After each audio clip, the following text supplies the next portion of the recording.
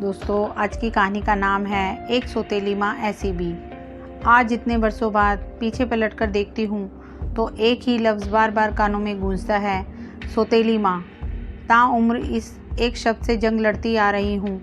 अब तो जैसे ये मेरी पहचान ही बन गया है। हर बार अग्नि परीक्षा, हर बात पर अपनी ममता साबित करना, जैसे कोई अपराधी हूँ मैं, और यह पूरा समाज ही मुझे कटघरे में खड़ा करके सवाल करने का हक रखता हो। क्यों दूँ मैं सफाई, क्यों करूँ खुद को साबित। माँ सिर्फ माँ होती है, उसकी ममता सगी या सौतेली नहीं होती। लेकिन कौन समझता है इन भावनाओं को। 2 कौड़ी की कीमत भी नहीं है मेरी इन भावनाओं की। नंदिनी आज ना जाने क्यों इस उधेड़-बुन में लगी थी। आज ही क्यों, वो तो अक्सर खुद से इस तरह के सवाल करती रहती है जिनका जवाब किसी के पास नहीं होता। धूप को आंचल में भर लेने की कोशिश में जुटी थी नंदिनी। कभी झील में चांद के अक्स को थाम लेना चाहती थी, कभी उड़ती खुशबू को मुट्ठी में कैद करने को आतुर हो जाती, लेकिन वो जानती थी कि यह संभव नहीं। हर बार तरसती निगाह से सबकी ओर देखती थी कि कहीं से कोई प्रशंसा भरे शब्द कह दे उसके लिए, लेकिन ऐसा होता नहीं था। समय इसी तरह गुजर रहा था। आज आंगन चांदनी से भरा था। शबनम के बरसने से मौसम और भी खुशगवार हो गया था। बालकनी में खड़ी उर्मिला अचानक बोली, माँ, इतनी देर से चुपचाप मेरे पीछे खड़ी क्या सोच रही हो। उर्मी बेटा, तुम्हें कैसे पता चला कि मैं पीछे खड़ी हूँ। उर्मी की माँ नंदिनी ने हैरान होकर पूछा। माँ, तुम्हारी खुशबू मैं अच्छी तरह से पहचानती हूँ।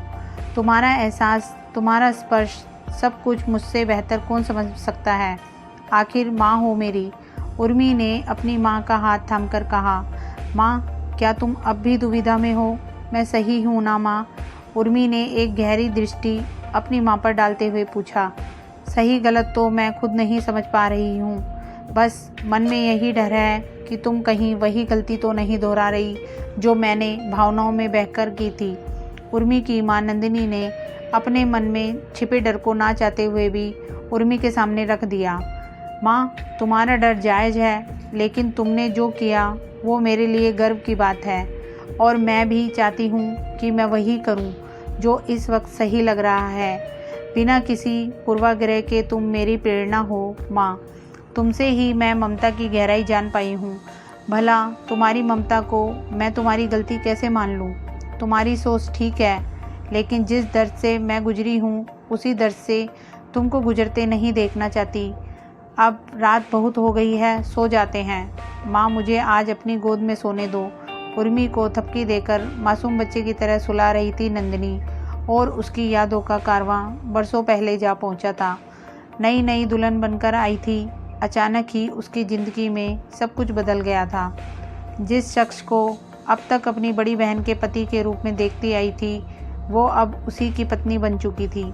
नंदिनी ने बिना आनाकानी किए सोम से शादी के लिए हामी भर दी थी, क्योंकि दीदी की असमय मौत के बाद उसे सबसे अधिक चिंता उनके दोनों बच्चों उर्मिला और रोहित के भविष्य की थी।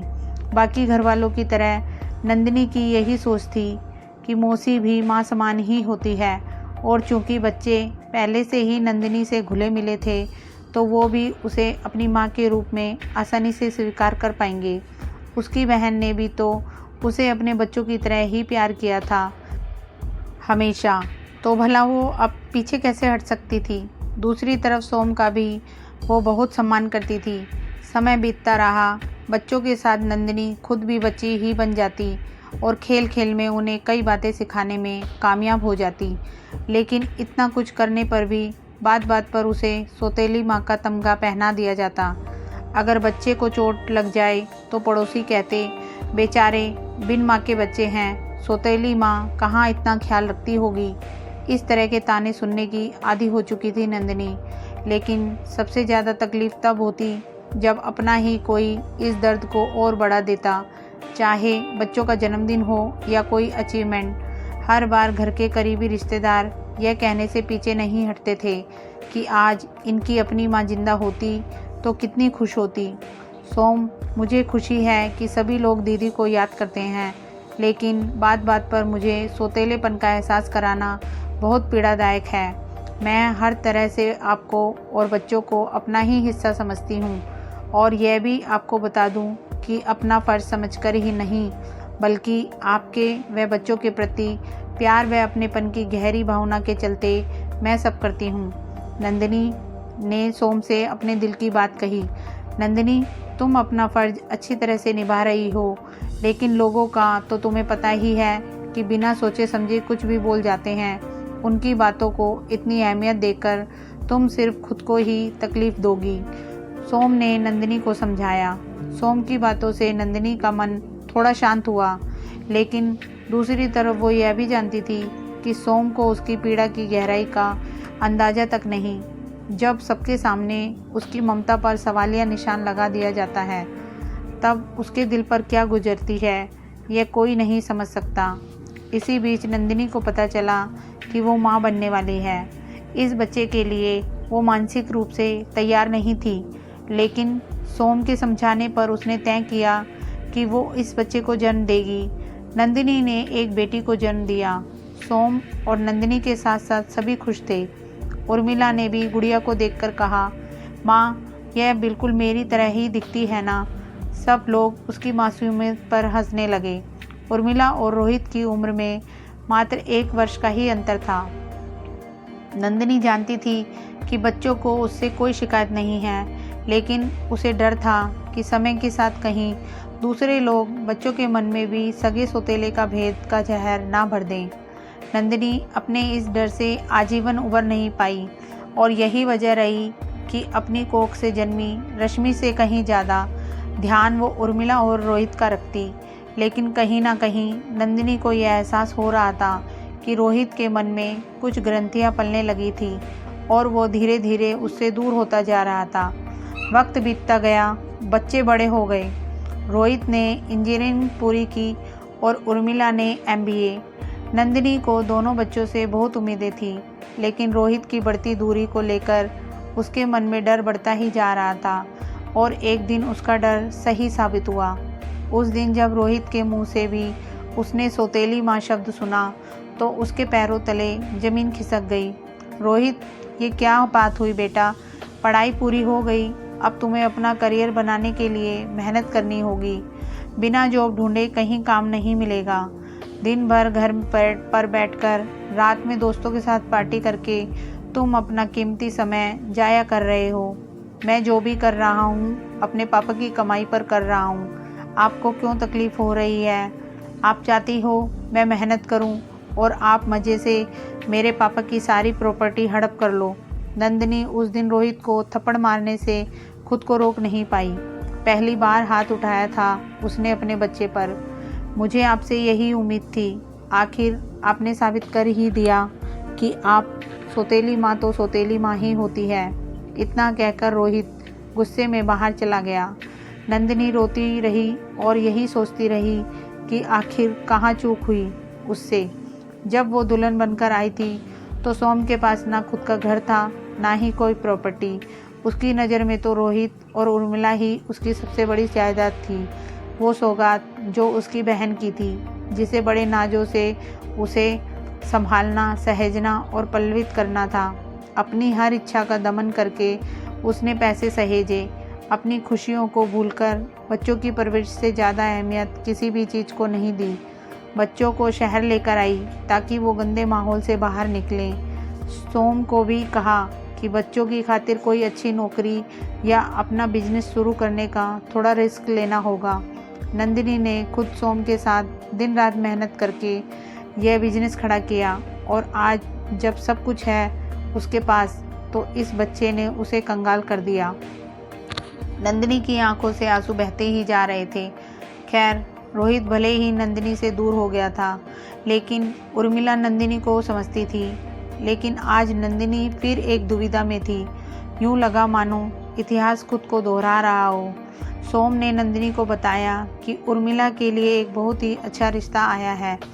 सोम के दोस्त मिस्टर खन्ना लंदन में रहते हैं। उनका बेटा रवि भी वहाँ डॉक्टर है। वो उर्मी को अपने घर की बहू बनाना चाहते हैं। यहाँ तक तो नंदिनी भी खुश थी, क्योंकि वो जान पहचान वाला परिवार था।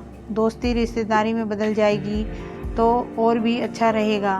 लेकिन जब सोम ने यह बताया रवि की पहले भी शादी हुई थी, उसकी पत्नी का देहांत हो चुका था और उनकी एक बेटी भी है, तब नंदिनी अपने गुस्से को दबा नहीं पाई।